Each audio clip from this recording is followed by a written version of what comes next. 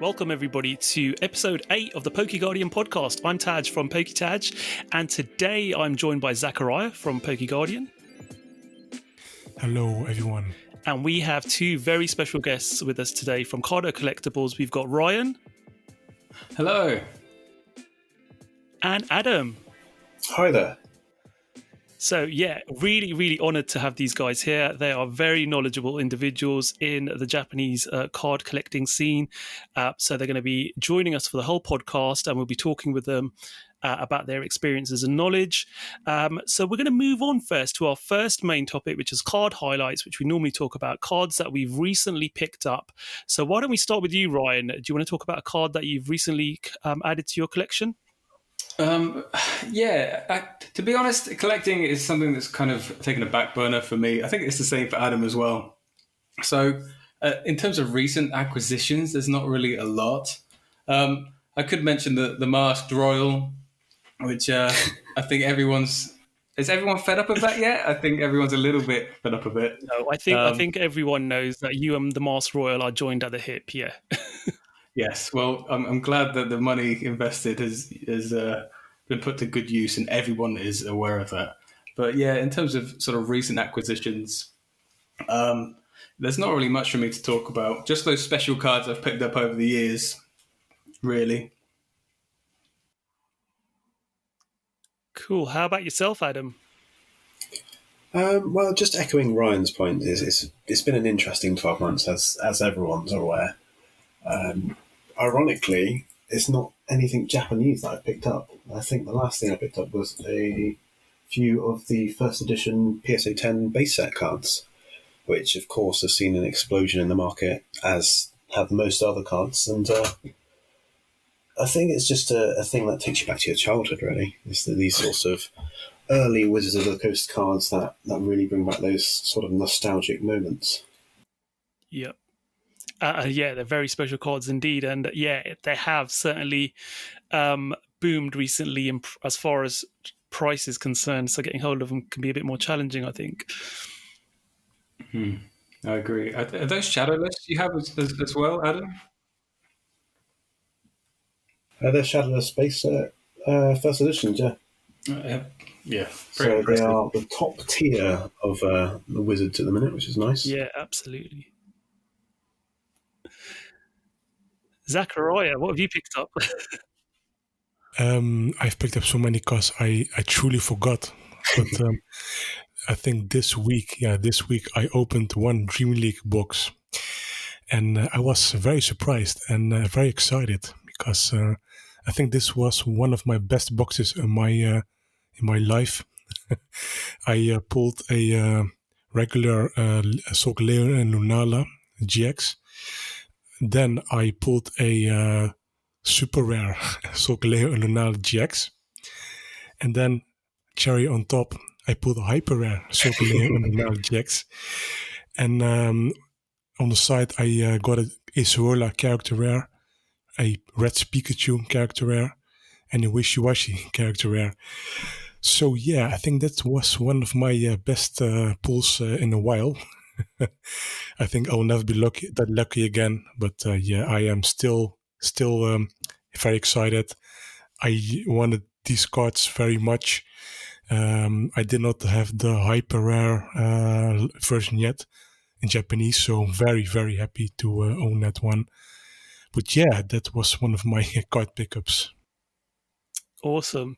Yeah, and that box was perfect for you in every single way. When I saw what you'd got from that was absolutely amazing. Yeah, you can see my reaction on my Twitter at PrimalLugia. Yes, you will hear me laugh, and it's a little bit hysterical. But I did not expect to pull 3 cards I really liked and wanted. So pulling the super rare version was all right to me, but on top of that, a double hit box, that's the first for me. So I'm very happy. Yeah, I think me and Ryan have had a few double hit boxes over the years. They are very rare, but it's very sweet when you get one.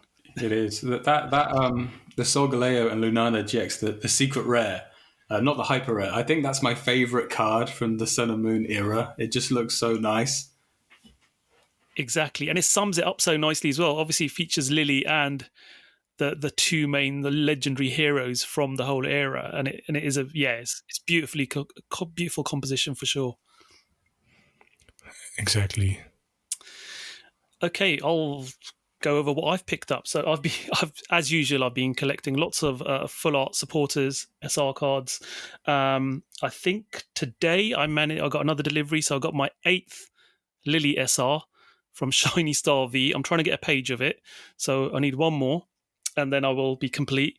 But I also got a delivery from Taiwan today. So the first set of Chinese cards I've got a couple of Chinese cards in the past. First ones I've actually purchased from Taiwan, and I got the Guzma that was in the special battle promo Guzma that was with Lily and Acerola last year.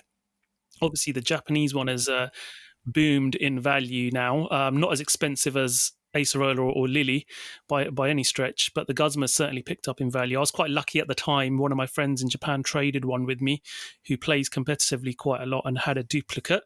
But yeah, I've picked up some of those in Chinese to go with the Lily and Acerola I've got. And yeah, that's pretty much it from my card point of view. So that's our card highlights.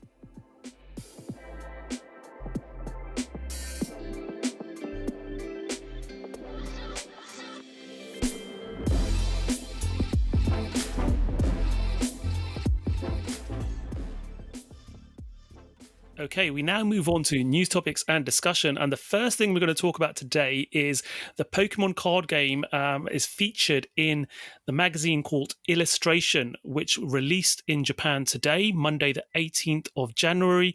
Released for a price of 2,090 yen. It's A4 size magazine featuring 116 pages, and the predominant focus of this edition is Pokemon illustrations. The artwork on the cover is done by Mitsuhiro Arita, and there are very well-known artists featured inside who have done artwork for the Pokemon trading game in the past. But what's really taken the headlines today is there are concept artists who've never done artwork for Pokemon before. They've done some concept work on some particular Pokemons and done some artwork which has been mocked up as almost like a pretend mini set of 7 cards, which has really got the internet excited today. And I think some people sort of misunderstood what these were. Zakariya, do you want to elaborate a bit on this? Yes. Wow. What a day today. So these promos were essentially shown in this feature in this specific magazine. And these are 7 illustrators that have never drawn a Pokemon officially before under commission. And these all 7 artists are, they hold each own. They are very talented. They don't need Pokemon for a career, you know. The whole community got hyped. I saw myself thought when I saw these promos, I think, wow, is this a real promo? Where can I get them? And later that day, my friend told me, this is written in the magazine. These are not meant to be sold. So very unfortunate. People were already planning. I want 20, I want 50, I want 100. Sorry, everyone. It's not a promo, but you never know. You never know what they might do for the future. I think these look really amazing, in my opinion. Even one artist that was called Ayako Ishiguro. That is the wife of another artist. That one is called Junji Ito. And what they have in relation with Pokemon is that that person, Junji Ito, he was commissioned in 2016 for a special illustration for Gengar. It's a really, really creepy version of Gengar, but it's so awesome. And these artists, like I told you, are very, very talented. You have to look them up, look at their portfolio, and you will understand, these are not your artists that... Creatures does very good job these past 2 years on commissioning some of these artists. It's amazing. Same with the special arts, for example, the S5 Rapid and Single Strike Master. These are artists that don't need any introduction for some. These are, how do you say it? These are basically experienced artists, not new, but they can hold their own.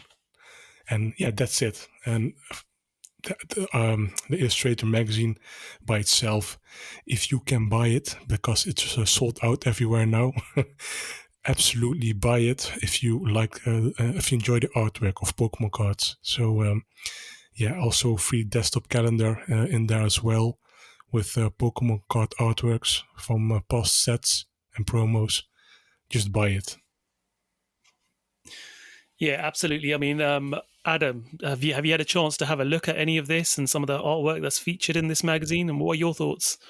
Yeah, so I've seen things come out over the last couple of weeks or so in regards to the cover illustration, like you say, from Mitsuhiro Arita, stemming all the way through some of the content. And I'm eagerly awaiting kind of picking up one of these magazines myself, because there's some interesting topics that's going to be featured. One of the things I'm looking forward to is the favourite card selected by Pokemon card game certified illustrators. So 20 certified illustrators will introduce one of their favourite cards. So it'll be nice to see the sort of backstory in regards to what illustrators have done for Pokemon and why they've done these sort of things. So that's very intriguing as to how that will pan out. Like Zakariya says, this is going to be something that's going to be very hard to obtain. This does have vibes of the 2016 artbook magazine, or the artbook itself. That one featured the Charizard EX, which was another card that has that sort of nice artwork feel to it. But unfortunately, I assume this one doesn't have any promo cards associated with it at all. No, it only comes to the calendar. Yeah, it's a good job it doesn't have the promo card associated with it as well. It gives people a chance to actually come and buy it and actually get one. I can imagine if there was like a rare promo card with it, then some scalper would have maybe bought 200 or something just for the promo card. But this that's true. Yeah, that's true. Yeah. This is not a fan service, but in a way, this is for the fans. And the fact that people are actually going to get a chance to come and buy it. And as Adam said, look at the stories behind the cards, look at the artist's favorite cards. I think it's fantastic.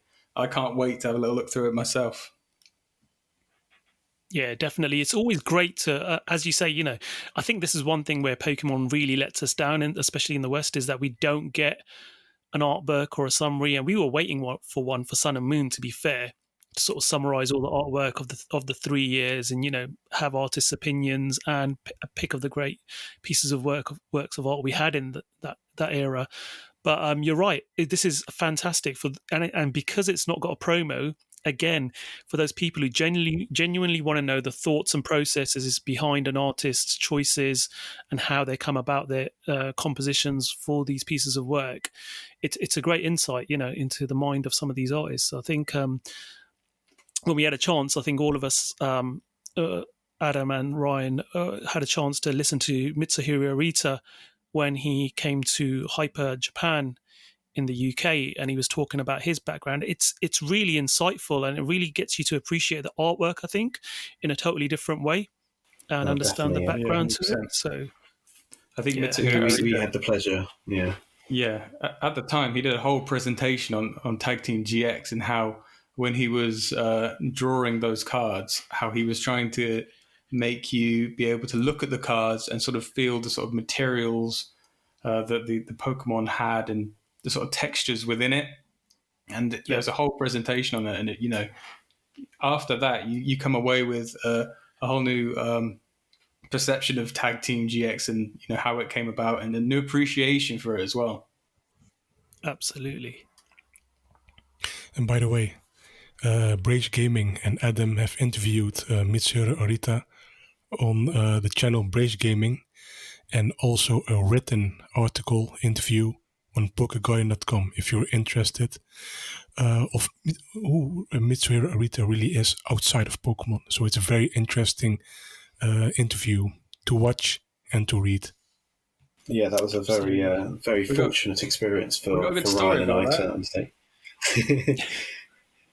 Oh yeah, so Ryan did book us in for a group session, us being myself and my wife Crystal, and when we showed up to this group session, we were the only 2 participants. So we ended up having a one-to-one interview with Mitsuhiro and talking about his past, his lifestyle, his hobbies, these sorts of things. And it was quite a nice, friendly kind of chat, just to understand the man, not just the artist, but who he is as a person.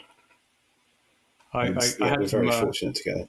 I had some very panicked text messages from Adam when he found out that it was just him attending and that he was going to have to run the whole interview, whereas previously he was just going to kind of sit back and record a group session.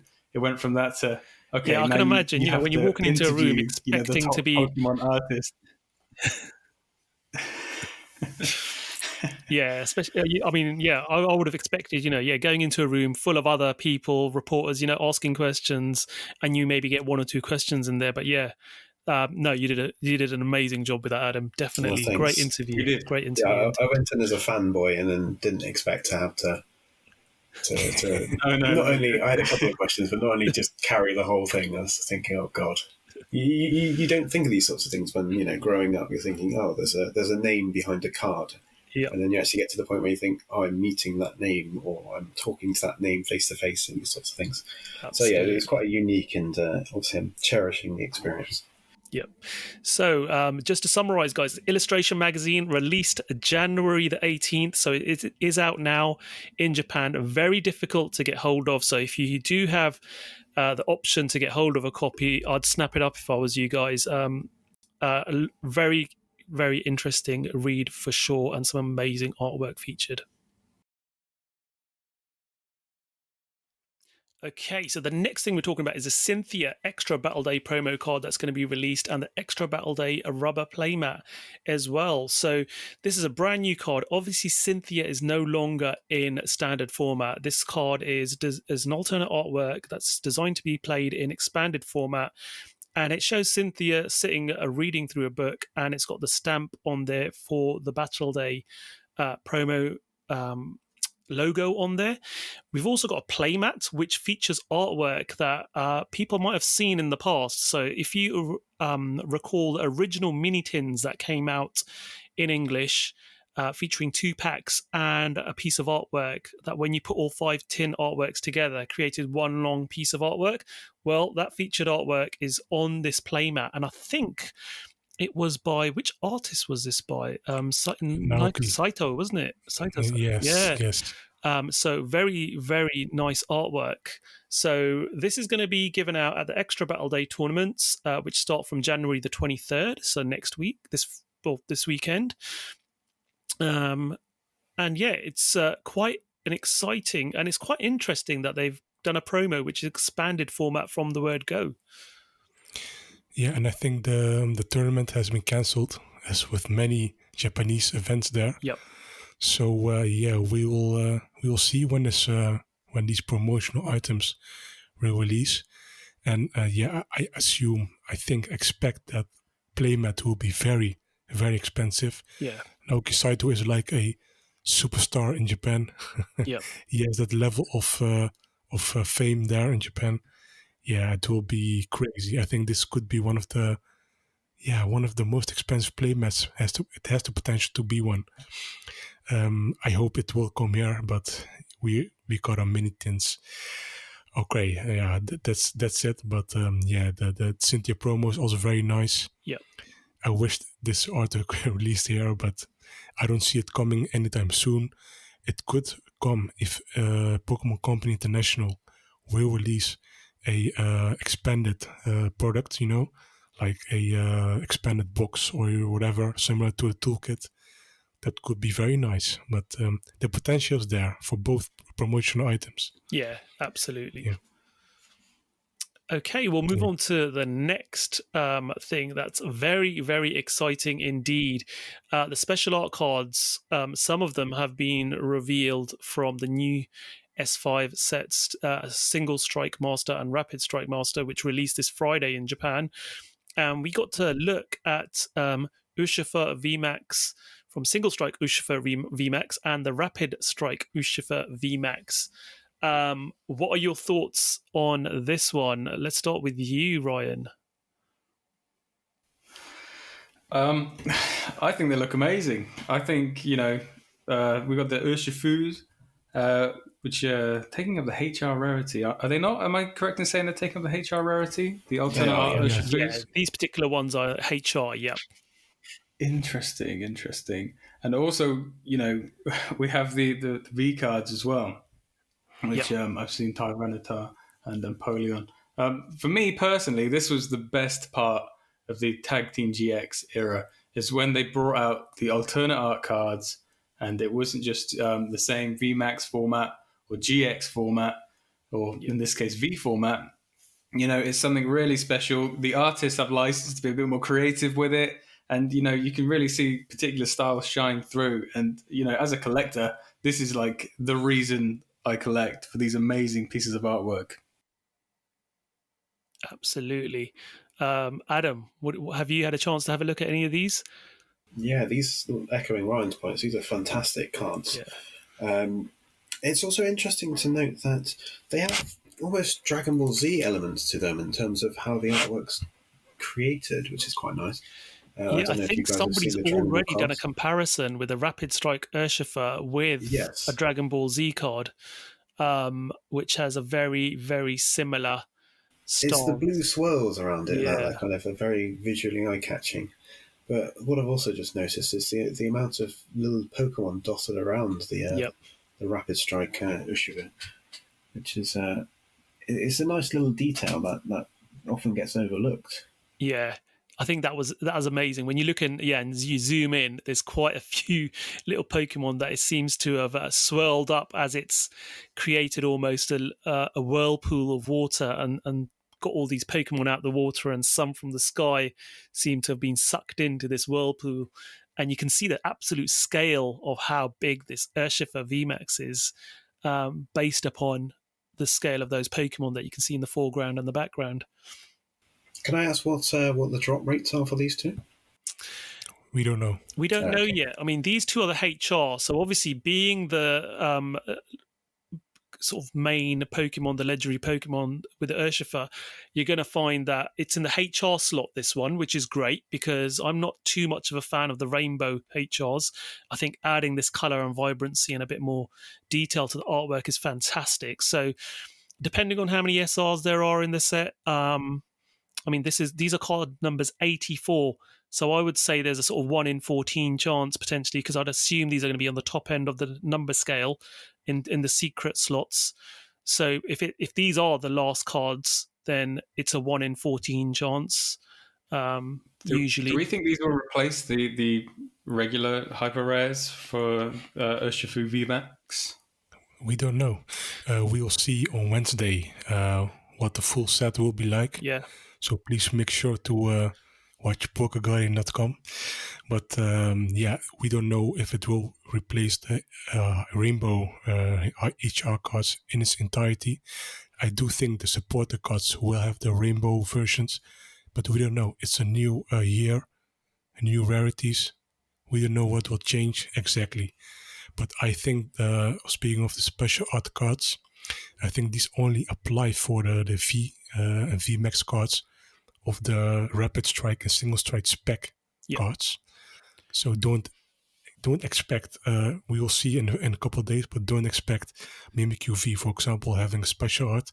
Would be nice if it does, but don't hope too much on that. It would make sense because the Tag Team GX cards only had special art cards.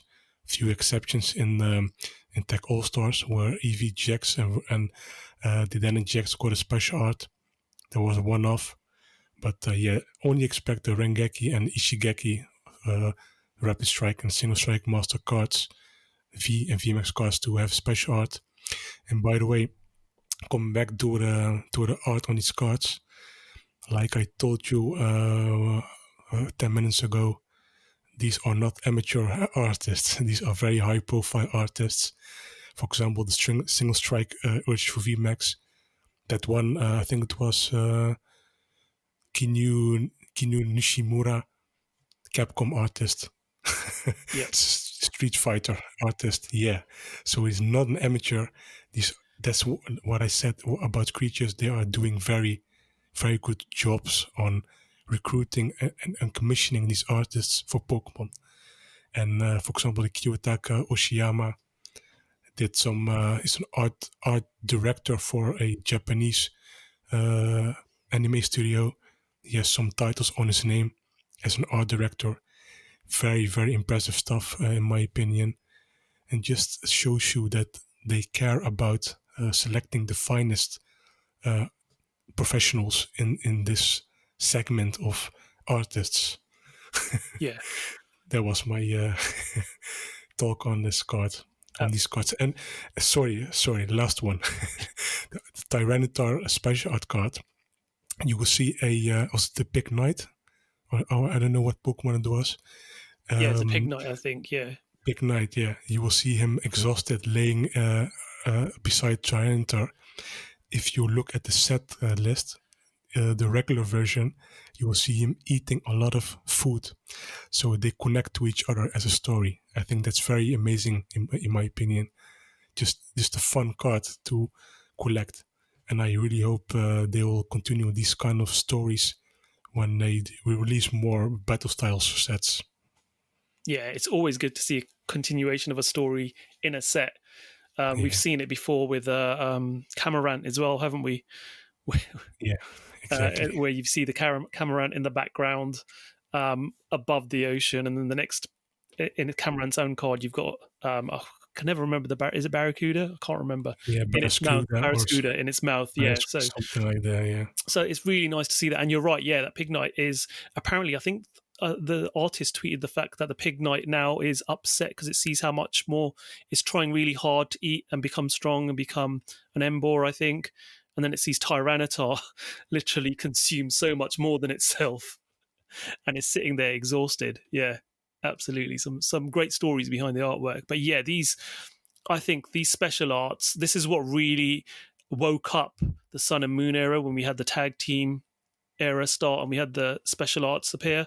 And I think they've done it a year early here with this, and I'm so glad they have, because some of the regular Vs were starting to look a bit stale and weren't really exciting me when the sets were being announced and released, and you're starting to see some of the regular V artworks. But I think this is really going to sort of encourage everyone and infuse everyone to sort of go hunting for these amazing cards now, I think. Yeah, you almost feel deprived. You come from the end of tag team era with all the new mechanics and things, all the special artworks, and then you start a new era, in this case, obviously Sword and Shield. And to begin with, it's great. You know, you've got all these new Sword and Shield Pokemon. You got a new concept, VMAX, but 2 or 3 sets in, it's like, well, we don't have the special arts anymore. Yeah. We don't really have anything else anymore. We've still got hyper rares and super rares. There's not really any. If anything, we've got a little bit less. So yeah. I agree with you there, Taj. Bringing these in a bit sooner. Obviously, we waited. I can't remember. Was it 2 or 3 years for the? 2 years, yeah, before the tag teams came out. Yeah, on the tag team stuff. So this is a year earlier, and I think it did need it, definitely. Yeah. And can I may ask a question to you both, Adam and Ryan? How quickly did this set sell out at your pre-order at your store? Did it sell out quickly after the special arts were revealed, or not? In comparison to Shiny Star V, this is of course slow, because Shiny Star V went like crazy. Yeah, everyone expected We have a couple or so left from our initial pre-order, and we've held some back just for the release day.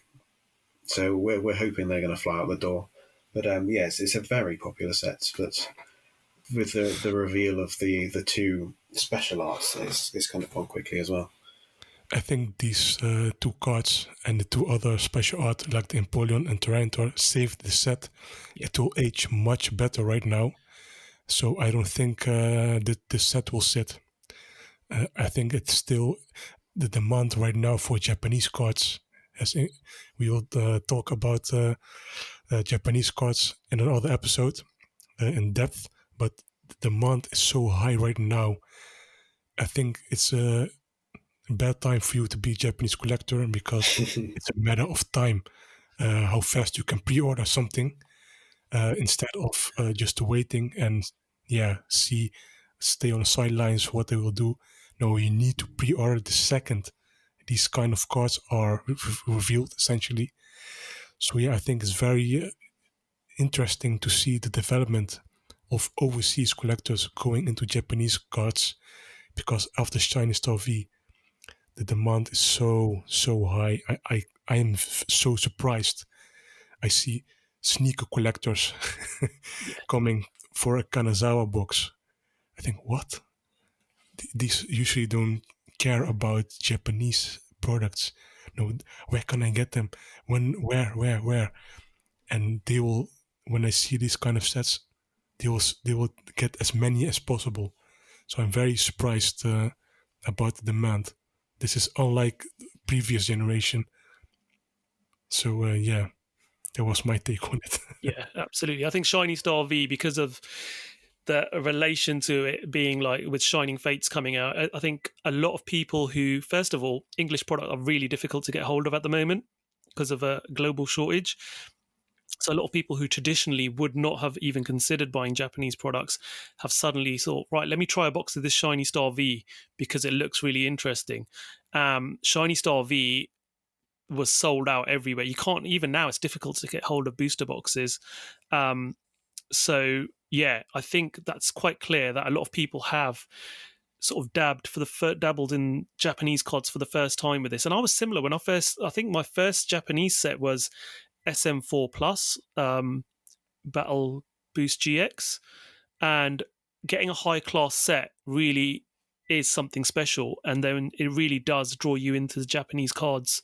So yeah, I think you're right. Demand has gone up, and that also means investors, scalpers, those who are looking to make some money off it, will also look at the more difficult to find products and scalp them. And this set with the special arts, again, if people start seeing that people are really, really trying to get hold of those special arts and opening boxes to get special arts, we're going to have to see how they're seeded in these boxes as well, to be fair, and how difficult they are to get. If they are a lot more difficult, if they are, well, either way, to be fair, if they are difficult to get, if they are easier to find, if you're guaranteed one in each box, for example, people will want to get them. And we've only seen 2 of the main V1s at the moment and the 2 hyper rares of obviously the legendary versions. But yeah, I think it's going to be a set that will age quite well, let's say. Can I ask a question? Okay. Yeah, certainly. Do you guys, obviously this is the everyone's well aware this is going to be the 25th anniversary of the trading card game this year. Do you think the Pokemon card game this year now is as popular as it's ever been? Without a doubt, yeah. Well, I've only been in the Pokemon card game for 4 years, but from what I have seen as growth, and from what I've known from historically, I think it's at its strongest it's definitely been in its last at least 10 years, if not ever. It's a very strong point. There's a lot of interest around it. I think, obviously, with influencers getting involved, obviously, towards the end of the last year as well, that sort of boosted it. But I think what you've got to realize now as well is those people who were growing up collecting Pokemon when they first came out 25 years ago, that age group is now the ones who usually have the most disposable income as grown-ups, and they also like nostalgia as well. So you're going to find that Pokemon is at its mature point now, where you've got people who were kids and loved collecting it when it first came out, who are now at that point where they've got a lot of disposable income and want to invest that money in Pokemon to reignite their childhood memories of it. Yeah. Sorry, just to elaborate further on that, I can take things back to the the 0405 era of Pokemon, and that's around the Gold Star era, and that was the lowest point in which Pokemon was at, and that's probably notably the reason why Gold Stars are so popular and expensive now, because they were so difficult to obtain because so little was being printed. And now coming to today, everything's getting out of stock straight away from the release.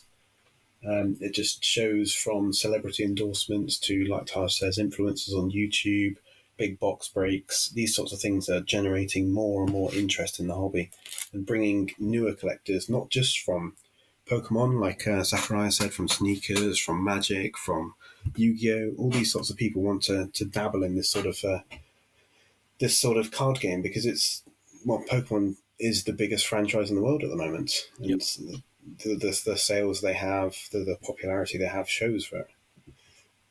Yeah, statistically, it is the biggest franchise statistically, with all of its mediums across the globe for sure. I remember reading that somewhere, and I was like, "Wow, okay." And obviously, it's the most recognizable brand as well.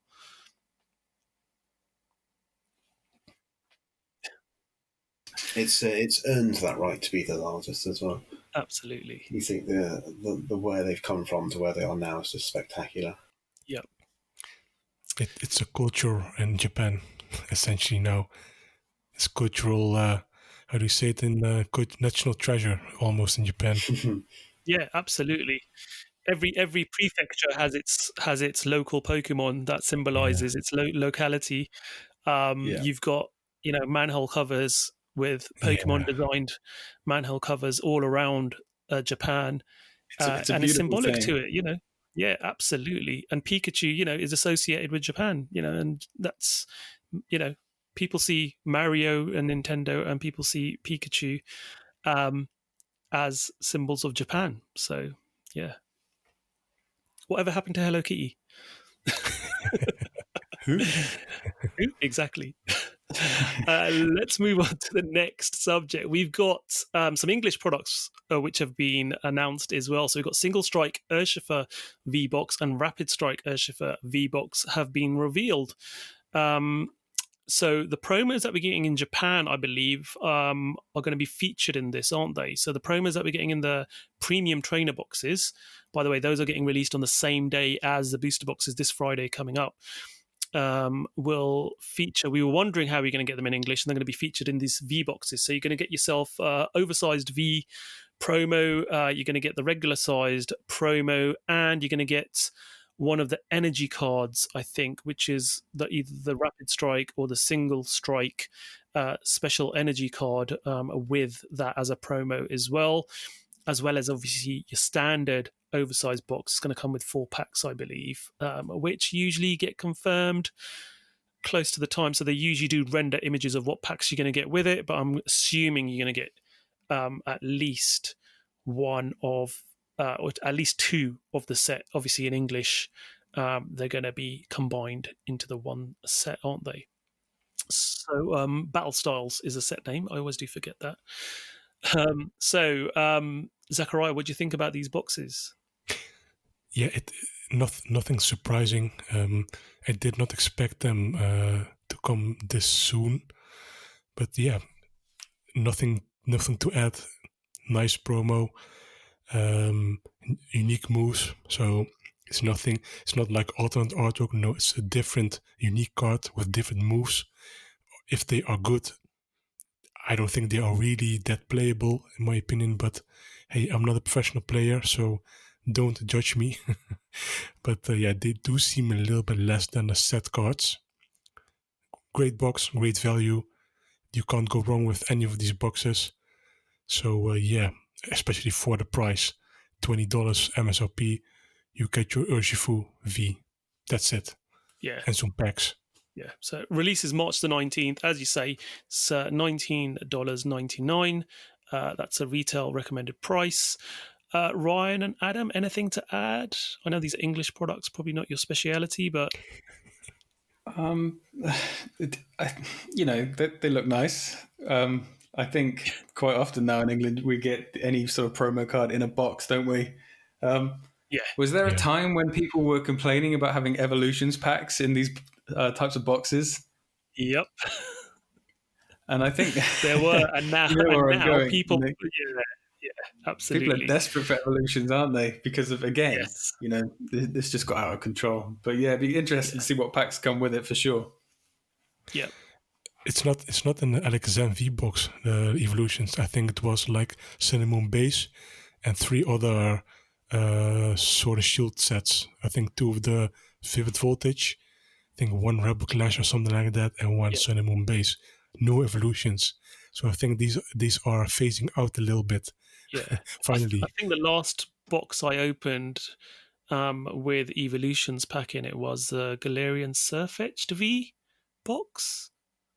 Yeah, that had an evolutions pack in. But yeah, they're sort of tending to go more sort of Sun and Moon era now. So you're finding Guardians Rising, Burning Shadows, and Sun and Moon Base and these sort of things. But it's a good way for it's a good way for Pokemon to sort of get rid of their bulk packs, essentially. I think these collection boxes. So they're not as premium as Japanese collection boxes you get, but it's something we're used to and we get to see a lot of people doing. Okay, let's have a look at the next box. So we've got some more English products that have been announced. We've got the Venusaur VMAX and the Blastoise VMAX battle box revealed. So we have seen earlier on that Venusaur V and Blastoise V are getting their own decks. But now they're getting their VMAXs released in special boxes as well. So these were recently released in Japan.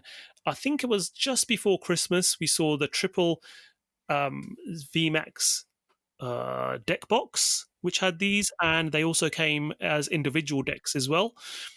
Featuring these, you got 2 of the VMAXs in each of those, which was better than the Charizard one, which only had the 1.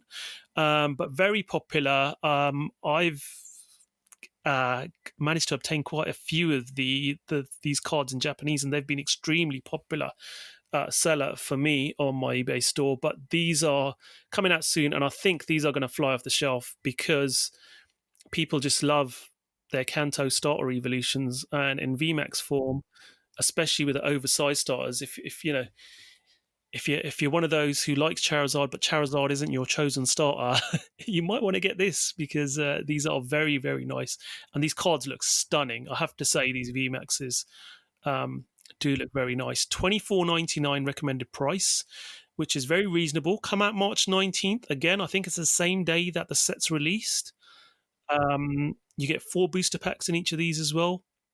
So I think it's absolutely great value for what you're getting. And you get sleeves. I was about to say you get a pack of sleeves with it as well, which is really nice. And the artwork on the sleeves looks like it's the same as what we got on the Japanese boxes, the deck boxes for these. So yeah, really nice product for the price. I think it's a nice one to invest in if you like one of these 2 as your starter Pokemon.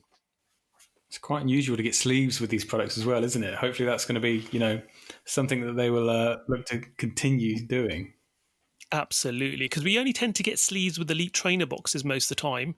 Other than that, it's very rare to get products featuring packs of sleeves. And obviously, as we all know, in Japan, sleeves are a big thing. Every new set release, you get at least 3 or 4 different sets of sleeves being released on the same day. In the Pokemon Center, and some to do with the set. But it's nice that we've got a product which comes with official Pokemon sleeves as well. They might not be the best as far as when you're playing with decks, but it's nice to have that that unique product as well, I think. Okay, we're going to move on to another product that is again coming out on the same Battle Styles release day, March the 19th. Again, same MSRP of $24.99. It is the Collector's Chest Spring 2021 edition. People sometimes call this a lunchbox because it is a clasp box with a handle on it. So, it is reminiscent of a metal lunchbox. But we tend to get these every year. They come with a variety of packs, usually some pencils, a notepad, some stickers, and I think 5 sandwich. Packs usually, and a mini portfolio in there as well. No sandwich, no, Ryan. Yeah, I wish they did. Yeah, it'd be nice if they had a club sandwich in there as well with it for you, But then you'd have to have an expiry date on it. But yeah. But yeah, it usually comes with So and they usually have promos in them. So I'm not sure. Has this one got promos listed? Yeah, unique promos. Yeah, not. I think this Rapid Strike Shinx and Single Strike Tepig, and I think this week when the set list released, the new gym promo set was also revealed. Yes, we will discuss that later in the podcast. But I think that might be the same Tepig as in a gym set. We will see. We did not see a new unique Shinx promo. Yep. I'm just very curious what promos they are. The last collector's chest was, in my opinion, very disappointed because they were reprints of the Sun and Moon Sword and Shield base set starters. Yep. The Rillaboom, Cinderace, and Inteleon with Cosmofoil. So, nothing too exciting. I think the last best collector's chest we had was the one that had the armored Mewtwo. Yeah, the Mewtwo Strikes Back evolution thing. That armored Mewtwo is now worth a pretty penny, I have to say. Its value has gone up considerably. But that was a really good promo in that one, and that was the movie promo, wasn't it, in Japan? Yeah, the movie promo and the tin promo of Charizard which in Japan is very difficult at release to get, and still is rising as we speak. Yeah. And what third card was there? I think there's a Pikachu. Yeah, the Pikachu with from the movie itself. Yes, indeed. Yeah. So there were that was probably the best chest we've had, a collector's chest we've had in a while. But this one potential is quite nice. Again, it's one of those products. It's can be useful to some people, can maybe not to others. You can stack your cards in there, but they're not uniformly going to be. They're going to move around a bit. Might be good to keep sealed packs in. But you do get a nice little notepad, which I do like to write to whenever I'm sending stuff to my friends abroad or whatever. It's nice to use a Pokemon notepad, and you get some pencils as well, which my son Nahar loves using as well. So that'll be released on the same day. So 19th of March is going to be a busy day when that new set releases. For sure. Yeah. Right. Let's move on. We've got the dummy artwork now for our Japanese April set. So this is a bit more familiar to all of us, going back to Japanese products. Yes. Set S6H Silver Lance and S6K Jet Black Poltergeist, featuring Ice Rider, Calyrex, and Shadow Rider, Calyrex. Now, I'm a bit ignorant here because I've not played the expansions yet, so these are totally new Pokemon to me, but everyone who has will know who these are and what this means. So, Ryan, have you played the expansion? I think you have, haven't you? I've played the expansion, Taj. Yes, I've had a little dabble in the expansion. So you might know. Familiar with these Pokemon. Taj? Excellent. So you're going to be the specialist on this, I think. So you can give us your thoughts on what you think this means, having these two sets. Again, it's nice to have a double set, isn't it, so soon? The double sets is something that I've really missed, especially when we're getting gaps between the sets in Japan as well at the minute. I think a lot of the times in the Sun and Moon era, we had a set every month. We were really kind of spoiled, weren't we? Absolutely. But now that we have kind of like a month gap usually between sets, it's great that one of those sets is going to be a double set. So, you got more to look forward to.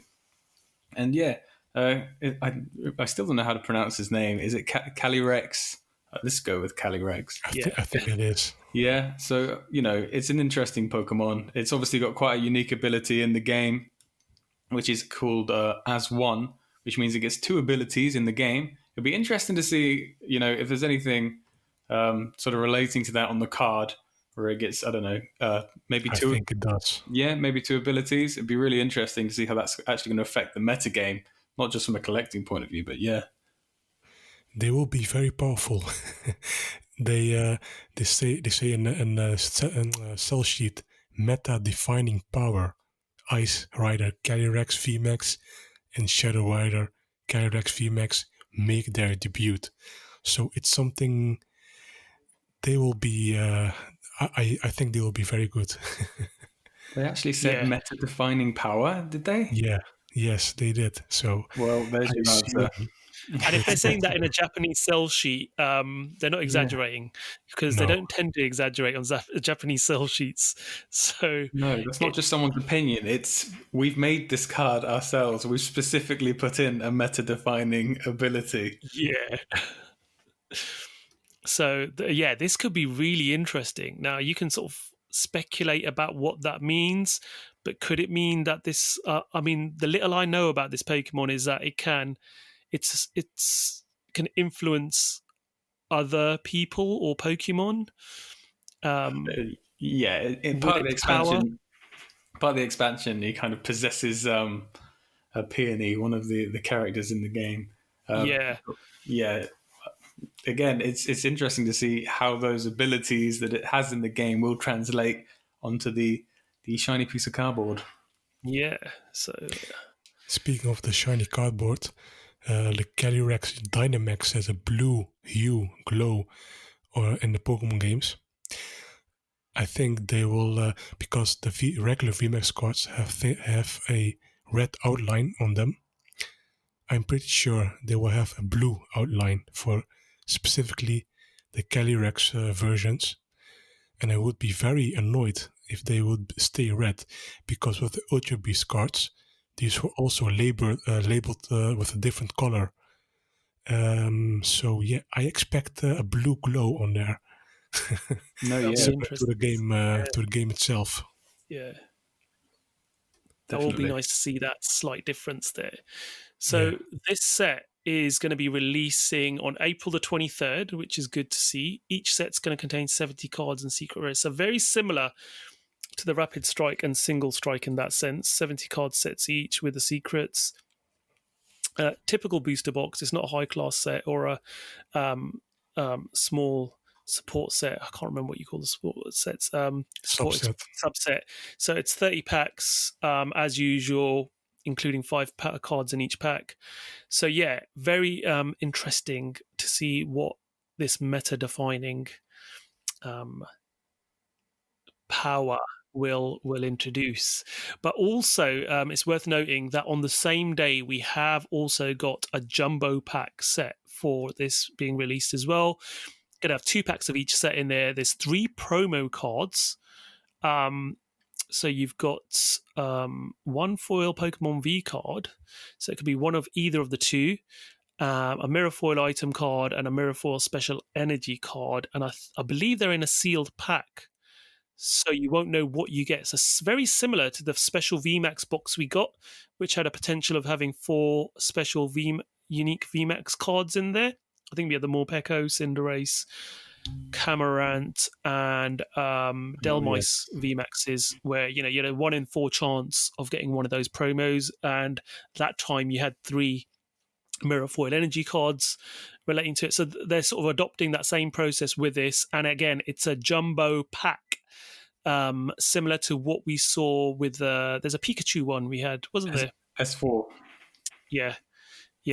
So, astonishing Volt Tackle, and they were so popular. They were so popular, extremely popular products. So just because of how different they were, we've never had anything like that before, like a jumbo pack. Yeah. So yeah, I'm glad that they're doing it again, to be honest, because it was a really interesting, really nice new concept that they come up with, and to see it again. A few tweaks on it, but essentially it's the same product and it looks great. Yeah, it does indeed. So I'm looking forward to that. I've already ordered a few of them, so hopefully we'll see how that turns out. But yeah, again, anyone looking to get hold of these, our friends at Kādo Collectables, check out their website. Keep an eye out and get your orders in. We will definitely have a few of these for sure. Yeah, absolutely. Okay, so this next news story is one of criminal activity. A Japanese man got arrested for attempting fraud by sending in a fake popsicle stick to win the limited edition Zarude V promo card. So this is very interesting. You guys might have known about the Zarude that was limited edition from the Gari-Gari-Con promo, which ran in Japan. So you had to buy essentially a box of popsicle sticks, and if you were lucky enough, there was one of those popsicle sticks would have a burnt-in engraving of a winning symbol, and you would then send that popsicle stick into the company and they would send you the promo card. Now, this promo card has gone up considerably in value, so it is very sought after. So a man, a 43-year-old office worker in Kazuno, a city located in the Akita prefecture of Japan, got arrested by local police on Wednesday for attempting this fraud in early November by sending in 25 envelopes containing popsicle sticks to get the promo. So I think he probably sent too many of them in, which is how he got caught. Yeah, because they weren't as easy to find as he obviously made it look like. So I think the company highlighted this act, obviously were probably stunned by the number he'd got, and highlighted it to the authorities and did a bit of investigation, and it was quite clear to see that his stick was different from the official version. And I believe he has been charged now, hasn't he? I'm not sure what case is running right now. Yeah. But yeah, the company that sells this Gari Gari Kun ice was very suspicious, because the hit ratio is like indeed maybe 1 or 2 per person within that specific month period in which that product was being sold. Yeah. So they were very suspicious of that. Because someone, like you told me, someone could never, they could never in that time slot pull 25 winning sticks. And like you told me, like you told us, he got caught indeed, because the sticks were not similar, they were not genuine. Yeah. But however, the sticks on the PokeGuardian website, you can see in the article, these 2 sticks, the fake one and the authentic stick, were compared to each other. And if I am very honest with you, these look very, very similar to each other. If indeed he sent in 1 or 2, he probably would not get caught. Because if you only present that fake stick, I think nobody would notice. It was a very well faked stick. Yep. And that's why the company has advised everyone on Japanese national television to not buy winning sticks on marketplaces, because for this specific reason. And it's a laughable, it's a funny story, but it's actually a very serious story. Like we told everyone before, these sticks this card has risen incredibly since the summer. One stick was, I think, like $300 a stick right now. And he sent in 25. So that's like $7,250 Yeah. in total. But I think he got lucky because these are only market prices, So it's not a sold fixed price, It's a emotional price. So you will only get charged probably on frauding this contest and not frauding for that specific sum of money. So he got lucky. Yeah, bit of a sticky situation for him. Yeah, Literally. yeah. And by the way, I think it's a personal thing, but I would have really liked to taste this ice. Yes. I saw some people on Twitter who went through, must have been absolute boxes of these ice, these popsicles. It was so difficult just to get one. Yeah. I think a lot of people would have been fed up with the flavour by the end. I can't imagine they actually ate them, or they probably just run them under the hot tap or something like that. But there were people that would save them for later consuming. But someone on YouTube, someone was eating these sticks one by one live. Oh my gosh! Imagine the brain freeze. Yeah, the brain freeze. It looked very tasty. Someone would pour some sparkling water on it. Yep. to make a pineapple soda, for example. Okay. I really want to taste that. If I'm really honest with you, I got the promo. You can still get them myself. though. You can still go. You can when you go to Japan next. You can still buy this ice lolly. It just won't have any Yes, sort of your associated pineapple ice promo. lolly, yeah. But this specific flavor, I don't know. I think it was limited to this product. If I'm not The mistaken. flavor was limited as well. That's interesting. I think it was. Was I'm it not the sure. rude special pineapple flavor, was it? Yeah, The rude flavor. yeah. It's just but, crazy. It's crazy because here in England, we had all the was it the battle decks stolen? What am I trying to say? The pre-release kits. Pre-release kits for Ultra Prism, yeah. We had them all stolen. Every pre-release kit went missing, and you didn't hear a drop of it on the news, and that's quite a big deal. One guy forges a few popsicle sticks, and it's on Japanese national news. Yeah, it's just the difference there is quite crazy. Yeah, and there's a cult culture, that's more widely accepted. They are releasing card games every week, almost in Japan, and they last for a couple months, and another one comes out. Yeah, that's not the case here. Yeah. No, I've been to the Japanese card shops looking for Pokemon cards on many occasions, and you can get lost in the amount of different card games they have there before you actually find the Pokemon cards. You'd be surprised. Yeah. It's probably not the most popular card game in Japan. Yeah. No, but I think Yu-Gi-Oh! Before Corona, Yu-Gi-Oh! Was more popular than Pokemon card game, and it made more revenue, if I'm not mistaken, than Pokemon, or at least sold more. Yeah, they make card games for everything. I opened a box of My Hero Academia, and I was sad that set didn't take off, but some really good cards. But interesting. Yeah.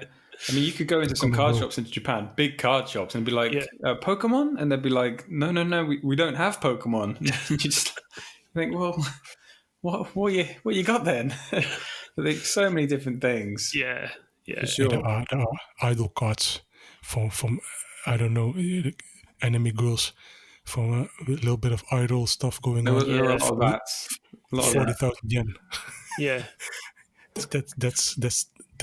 That's just Japan. Yeah. And their kawaii culture is insane. Absolutely. Same thing why Marnie from Shiny Star V is currently, as of now, more expensive than the Shiny Charizard VMAX. Yeah, that would not be the case here. Yeah. It's insane, but it all makes sense because it's Japan. Yep, absolutely. Yeah, it's going to hold its value as well. It's not something, those like the Marnie SR card. It's not going to drop down in value. Just look at Lily from Sun and Moon, and it tells you everything you need to know about what's going to happen with the Marnie card. It's exactly the same, just Sword and Shield. She is Sword and Shield Lily. Yeah, absolutely. I agree. Yeah. Right.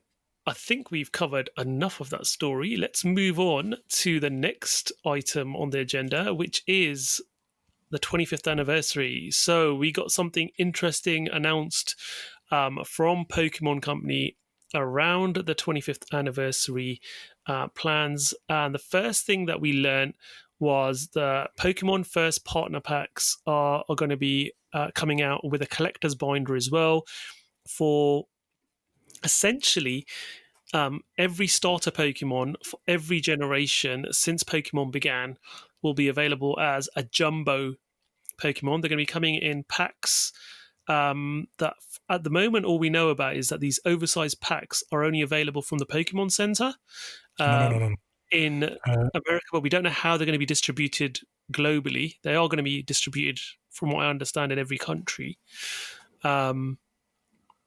But there is a binder that comes with a Pikachu card, isn't there? And then the 3 starters from each will come in different packs, one every month up until October, until the countdown of the new 25th anniversary special set, I believe. Zakariya, you want to tell us a bit more about this? Yeah, a very hyped product for some. Somewhat disappointed because they are oversized cards. Yep. I think it's an excellent way to kick off the 25th anniversary. I think it's an excellent product, a range of products. And these are not only Pokemon Center exclusive, but these also come to certain stores, retailers. Yep. I've heard some. Yeah, I think it depends per country. For example, in the Netherlands where I live, I haven't seen any listings, so I expect big retailers will stock them. I've heard from Stephen Kent from Playscape Games that there is a possibility that these only are for corner shops in the UK. Okay. For example, I'm not fully 100% sure about this, but in Germany, my friend from Germany, he has a store.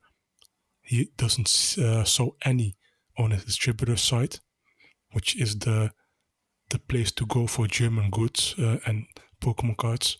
Nothing.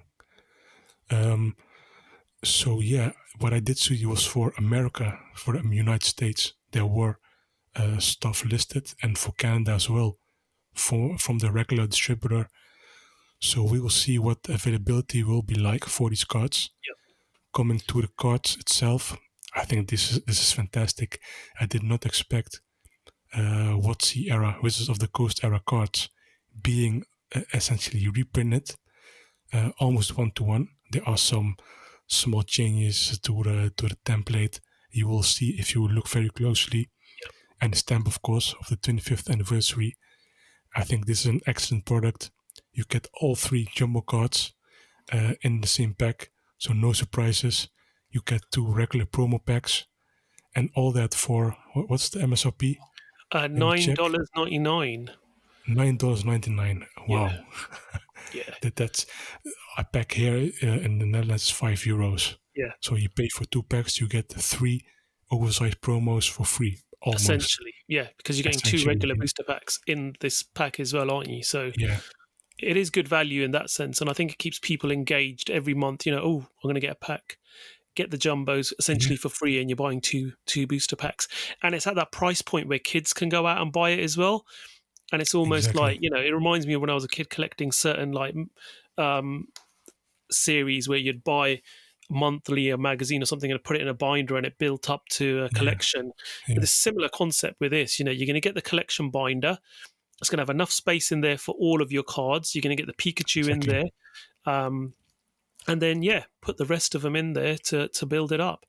What I do like as well, what's interesting is that these cards are the same cards that we saw some people pulling in Vivid Voltage packs in French. No, these are different cards. Are they different artwork? I thought they were the same cards. No, these cards were only black and white and on. So these are probably McDonald's promos, but we don't know about them. Okay, because we did see people putting some with the same stamp, didn't we, in French and other languages out of Vivid Voltage booster packs, which accidentally got put in there. So, okay, so they're different artwork. Okay, my mistake. I thought they were the same ones. It's no problem. Yeah. What is interesting is they removed the copyright, the Wizards of the Coast from the copyright line. So I think it's very interesting how I don't know how they managed it. Probably we will never know, but I am very happy we can see original cards being reprinted from the Wizards of the Coast era. Yep. And it's very nostalgic. Come on, it's not the base set ones. They are not evolutions, but from the base set.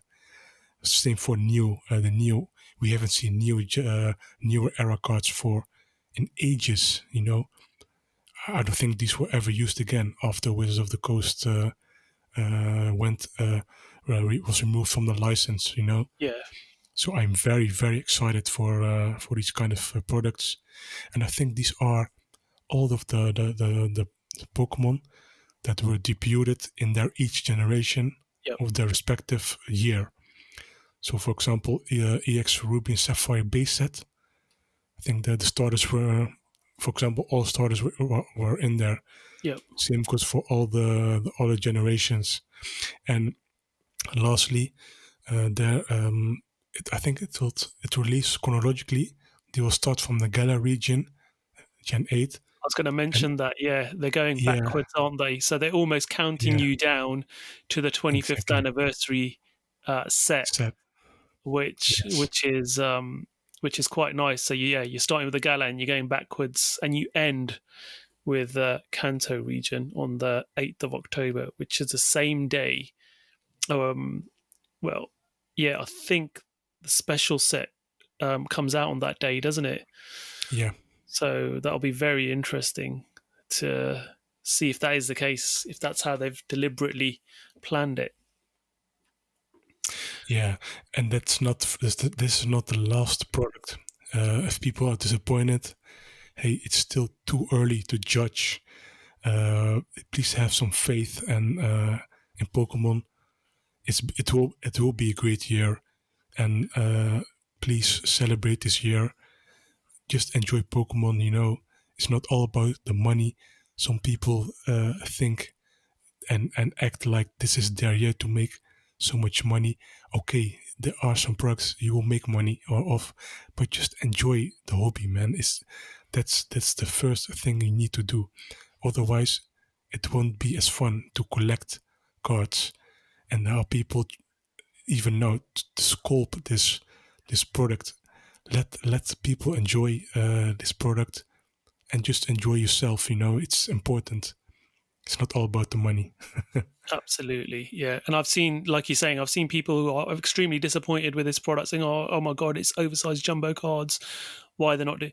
Again, it's January. Pokemon did say to us, this is going to be a year of celebrations. So the teaser that they did, saying, look out for announcements throughout the year for new stuff, celebrating all year round. So they will be obviously announcing new stuff throughout the year. This is just the start of it, guys. So look out for some more interesting stuff as well. I think having the jumbo cards is possibly a really good idea on Pokemon's part. We're at a time now when there are a lot of scalpers around. Pokemon cards, as discussed, are possibly as popular as ever been. Could you imagine if they released a binder with a 25th anniversary Pikachu regular sized card in it? Can you imagine how difficult it would be to obtain that binder? Absolutely. If that was just a regular sized card with this 25th anniversary Pikachu. The fact that they're jumbo cards, it's going to make it more more obtainable for people who do want to enjoy the cards, who do want to enjoy the artwork, who do want it just because it's 25th anniversary, not to keep it, grade it, sell it. People are going to find this so much more accessible because it is jumbo, and kids won't mind if it's a jumbo card or not. It's cool. Yeah. At the end of the day, these cards were never going to be designed to be played with. So having them jumbo doesn't take away from the amazing artwork on and the nostalgia and, associating with when you first dropped into Pokemon and what was your first starter. Everyone's going to enjoy this. And like you say, Ryan, it makes it accessible to everyone because it's not so desirable to scalpers now because of it being oversized. So yeah, absolutely. I think it's a pretty good product to start things off with. Yeah, absolutely. It's better than last year, the 20th anniversary, in my opinion. They're trying something new. Yeah. And these specific cards probably won't re-release as they are. I don't think that will happen. You might never know, but I don't think these specific cards would be reprinted in this kind of style. That would, I don't see that happening. They know what they have, and they know what they are doing. And with I mean the Pokemon Company and the international version as well. They won't release 20-year-old cards straight and without the as they are intended. There's something Yu-Gi-Oh! I think does, re-releasing old cards in their old template. But they clearly label it, this is a reprint or something like that. I think it's the same with Magic the Gathering, but this rarely happens with Pokemon. Yeah. If you know what I mean. So yeah, I think in Yu-Gi-Oh! and Magic, obviously you've got, I think Pokemon standard format is by far the most popular when it comes to playability. So the 2-year rolling standard format. Expanded really isn't as popular. In Yu-Gi-Oh!, from my understanding of Yu-Gi-Oh!, every card is playable apart from anything on the banned list, so that they always get reprinted. Things are a lot more accessible, and obviously from a collector's point of view, the rarer, the more first edition it is, the more value it's got. But from a player's point of view, there's a lot more accessibility to all those Yeah. cards because they get reprinted so often. And Magic, again, sometimes you do get certain cards reprinted there. And again, it's to help keep that pool healthy of cards that are playable, because these formats are a lot more, playing with older cards is a lot more widespread, whereas in Pokemon it's not so much, I think. Yeah, exactly. Yep. Okay, we're going to move on now to our final topic of discussion, which is S5I and S5R, Single Strike Master, Rapid Strike Master. The main set lists have been revealed. So these are your normal full sort of 70 card set lists. So we can see what's in the set. Obviously, the super rare and higher will start to get leaked from Wednesday when people start opening boxes and we start seeing them. So keep an eye on PokeGuardian.com, because Zakariya does a sterling job at making sure he gets up and gets all those images up early, and then high quality scans throughout the day as well onto the website for you guys to see. So yeah, very interesting list. What do you guys think of what we've seen so far? Well, let's start with Ryan. I think there's some great cards there. You got the special arts for one, but looking at the new cards announced on the whole list, you got Corviknight V. We've got Flapple V, which by the way, I just know I'm going to get the SR Flapple in my box. We've got or Stoutland V, even something like that. We've got Necrozma as well. I think is it Level Ball that's back? Everyone's quite excited that Level Ball has been players reprinted. of the game. That's been the most exciting thing, I think. Yeah, I'm not a player myself of the actual card game, but I've seen a lot of hype around the Level Ball return on Twitter, and I think Taj, as a player yourself, and you, Zach, you guys can probably understand where they're coming from. I think what it does, Level Ball enables you now to make certain cards, for example, that aren't V or VMAXs, become a lot more playable because you can quickly get them into the game. So, for example, you've got the Mad Party mechanic is one example. You can now search for a lot of those cards, bring them out straight away and start doing some damage. You've also got, what's the one that Birdkeeper uses? Basically, if you played a Birdkeeper from your hand, the attack cost is free for these flying Pokemon. So you can start using Level Ball to now make common, uncommon, and rare cards like non-holos a lot more playable, which I think is very, very good for the playing meta. It just means you can bring a lot more affordable decks, make them viable again, because what we've seen in the game, especially as the HP's been going up and up and up of Vs. You had tag team GXs, and then you've got the V cards and the VMAXs. That smaller Pokemon cards just haven't been able to make much of an impact in the game, whereas I think now with Level Ball, Level Ball is going to level the playing field a bit, essentially, and allow the meta to flourish a bit more. Yeah, you don't have to discard anything with Quick Ball. Yeah. You need to discard something, and sometimes it works in a specific deck where you need to discard. But for example, if you don't have anything in your hand, maybe rare candy, you desperately need, and you need to discard it in favor for a Level Ball. That could hurt, for example. Yeah. But yeah, I think I played it during XY era. I think it was the last time this card was printed, I assume. I think it was.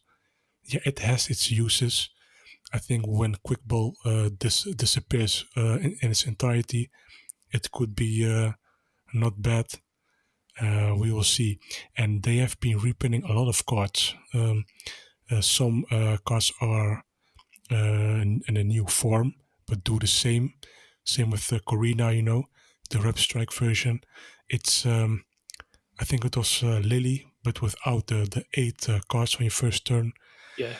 Yeah, they are reprinting some cards in a new way or another.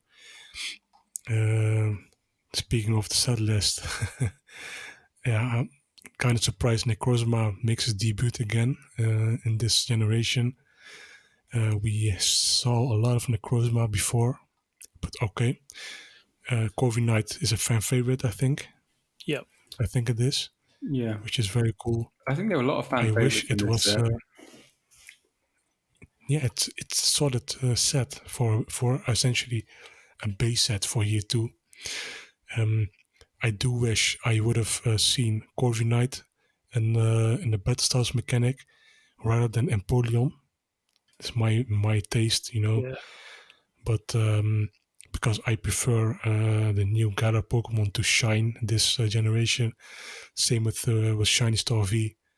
Shinies. Some people complained about, hey, there's too much not fan favorites, but more Galar Pokemon. Let these Galar Pokemon have the shiny, because some of them will never get a shiny again in the future. Yeah, I'm exactly. almost certain of that. And these Gen 1 or Pikachus always get a shiny. It's obvious, you can almost predict that. So it's same with here. Let the Galar Pokemon shine, and they do. Don't get me wrong. But I think it's a very nice set list. Good art, nice playable cards, some reprints going on. I think Rocky Helmet is coming back. Bruno makes his debut as a supporter card, which has never been the case before. So that's also very cool. I hope his full art will be very nice. I think Corina full art will be very cool. Also Expensive. MimQ-V. Yeah, I think it is. I think Rapid Strike, the blue box, the Rapid Strike one will be the more desirable set in terms of collectability. It has the nicer Urshifu special art. It has Corina, which is more preferred than Bruno, probably. Yep. MimQ-V is also, I think it was in the single strike set, which is a nice balance. You've also got Tyranitar. And Tyranitar is very, very popular card. Yeah, so And I think it's one of as well, I think. Yeah, it's also in there.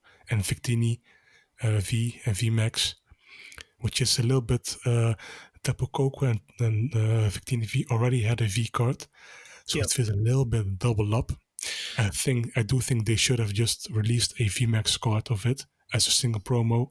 Yeah, but I think those V cards were originally released in the decks that came out at the beginning, didn't they? So maybe not everyone would have had access to them, because I think there were just one per deck.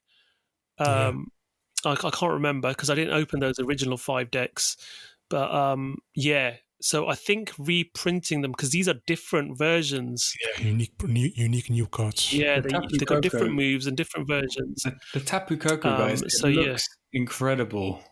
I think I'm looking at it. Stunning on this Tapu Koko. Yeah, I mean, it could be up there as one of the best looking V cards so far. I mean, I just feel everything in that card. I really hope I get that card, because I'm quite. It's the same illustrator as Lucario V. Yeah, definitely. Yeah, I think for me, the Tapu Koko, the artwork looks amazing on the regular Tapu Koko V. Mimikyu's really disappointed me, to be fair. I don't like the look of that. It looks very late 90s CGI. Yeah, it looks CGI style.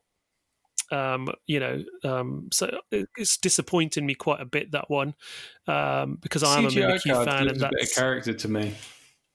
Yeah, but yeah, that Tapu Koko's got to be amazing. And I think Phalanx, the regular Phalanx in this set, looks pretty good as well. I think it was. Yes. There's a few nice artworks.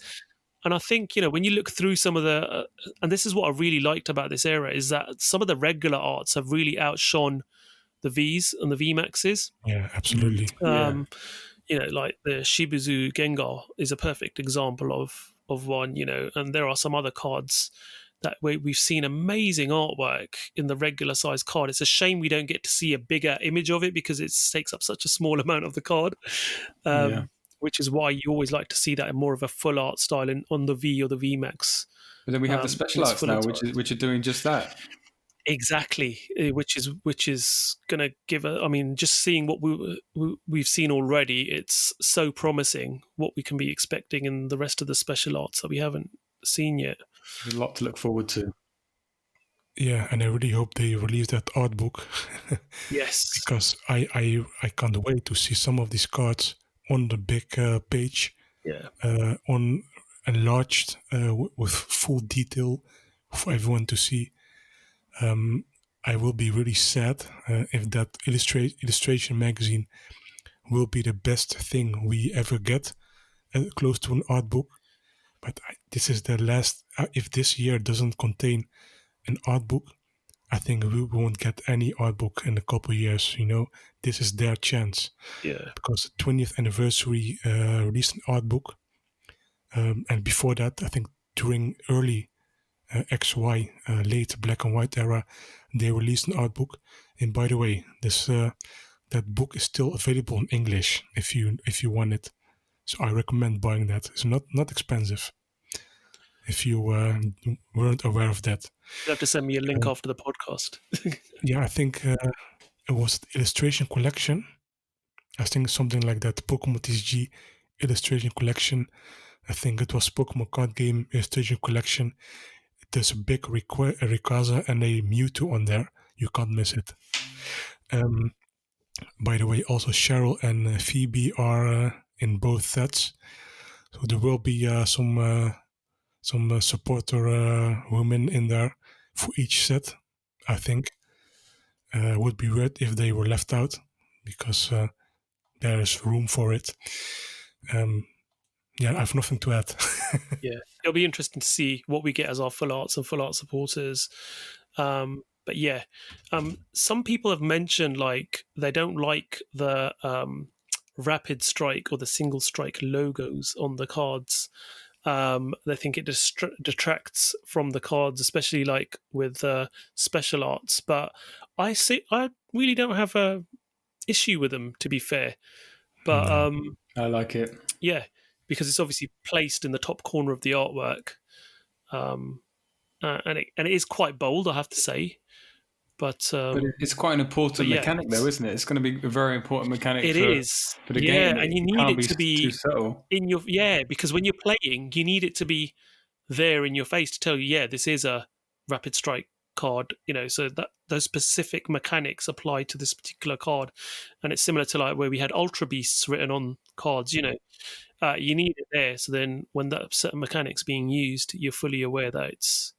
And it's in your face, Yeah. It probably won't be there forever. Yeah, I think it's for 1 year, maybe max. I think so. I think it's similar to like I just mentioned, Ultra Beasts. We saw the introduction of Ultra Beasts in Crimson Invasion in English, I think, which was and then it sort of really took off with Ultra Prism and stuff, which was the sort of year 2 set of Sun and Moon. So yeah. And I think it's interesting they've got Necrozma in this set. It's the first, like you're saying, it's the first time we've seen Necrozma in Sword and Shield. And Necrozma as the nemesis of Sun and Moon. So to see it in Sword and Shield, you're wondering where that story's going, with it. Because I don't think there's any connection. I don't think there's any story or lore behind, connected to video games or anything. But it's interesting to see it in here. But yeah, this early, I think it's interesting. They have decided to throw in Necrozma this early. Would have made a little bit more sense after the Calyrex set. Yeah. Because after that set, I think they can go fully crazy with all the legendaries, and you know how it goes. But yeah, we will see. I am excited. Yeah, absolutely. You're hoping for Lugia, is what you're saying. Oh no, I'm not. No, if it releases, I will go crazy. Mm-hmm. It's what I'm hoping for. I really do hope it's it comes with a battle style mechanic. Yeah, because then it would have indeed a special card probably, or more chance, because we don't know for now at least. If the regular V cards will have a special card, I don't know, but we will see. We've not got long to wait. Yeah, bring it on. I am fully prepared. We will see what happens. Okay, I think we have reached the conclusion of our podcast. And is there anything else any of you guys want to add before we conclude? Yeah, where can we find your store, Ryan? And how can you contact the store? So you can contact Kādo Collectables at our email address. We have an email address where we've got info@KādoCollectables.com. We're on Twitter at Kādo Collectable. I think it's Collectable. I don't think there was enough letters to have Collectables. So it's Kādo Collectable on Twitter, Kādo Collectables on Instagram. And yeah, you can contact us via the Contact Us page on the Kādo Collectables website as well. We're happy to help you guys with whatever you need.